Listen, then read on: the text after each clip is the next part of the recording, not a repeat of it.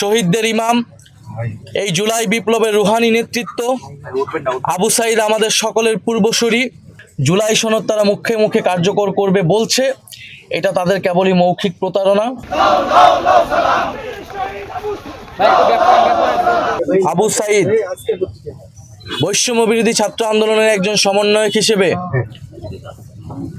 তৎকালীন স্বৈরাচারী শেখ হাসিনা সরকারের দমন নীতির বিরুদ্ধে দাঁড়িয়েছিলেন দুহাত প্রসারিত করে, এবং যিনি বুলেট বুকে নিয়ে শাহাদাত বরণ করেছেন, এবং আমাদের যেই গণ আন্দোলন থেকে গণ অভ্যুত্থান এবং বিপ্লবের দিকে যাত্রা, তার সূত্রপাত ঘটেছিল এই 16 জুলাই আবু সাঈদের শাহাদাত বরণের মধ্য দিয়ে।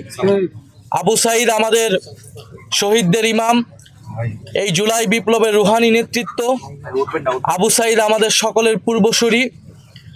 মুক্তির ও মন্দির ও স্বপনতলে যে হাজারো প্রাণ অকাতরে বলিদান হয়েছে, সেই সকল প্রাণের অগ্রসেনানী ছিলেন আবু সাঈদ।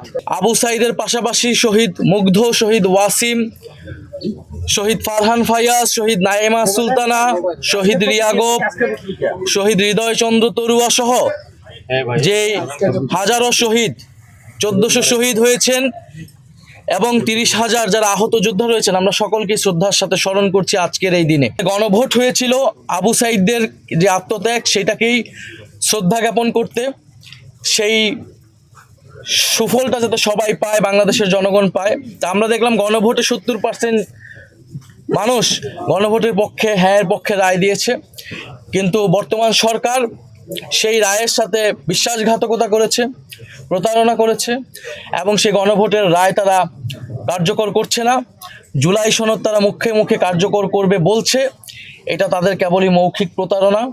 তারা 31 দফার সাথে প্রতারণা করেছে। তারা বলেছিল সংবিধান সংস্কার কমিশন করবে, সেটি তারা করে নাই। ফলে আমরা আশা করব এই 16 জুলাই শুধু জুলাই শহীদ দিবস পালন করলেই হবে না, আবু সাঈদকে মুখে মুখে স্মরণ করলেই হবে না। গণভোটের যে গণরায়, সেই রায়ের আলোকে রাষ্ট্র সংস্কার করতে হবে, এবং এদেশের যেই দুর্নীতি, বৈষম্য দূর করে আমাদের নতুন বাংলাদেশ গঠন করতে হবে। আবু সাঈদের এই মৃত্যু দিবসে, জুলাই শহীদ দিবসে আমাদের এটাই প্রত্যাশা। তো সংস্কার যদি সরকার করতে চায় ইতিবাচকভাবে, সত্যিকার অর্থে, আমরা সর্বাত্মকভাবে সহযোগিতা করব। আমরা সহযোগিতা করে এসেছি।